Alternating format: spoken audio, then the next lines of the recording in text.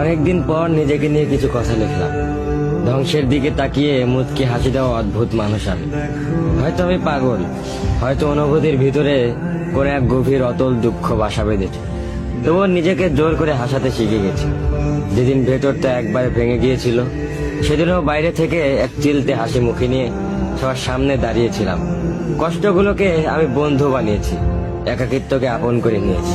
মানুষ ভাবে আমি হয়তো সুখী, শক্ত, নির্লিপ্ত, কিন্তু তারা জানে না প্রতি রাত আমার এক একটা লড়াই। নিজেকে নিজেই বুঝিয়ে রাখি তুই ভালো আছিস, অথচ আমি জানি আমি ভালো নেই। ভেঙে যাচ্ছি প্রতিদিন একটু একটু করে, আর এই ধ্বংস হওয়াটাকে যেন ভালোবেসে ফেলেছি। আমি সেই মানুষ যে হার মানার আগে হাসে, কারণ জানি কান্না দেখিয়ে লাভ নেই। পৃথিবী শুধু শক্তদের মনে রাখে, দুর্বলদের নয়। তাই আমি অদ্ভুত, আমি অনুভূতির আগুনে পুড়ে যাওয়া নীরব যোদ্ধা।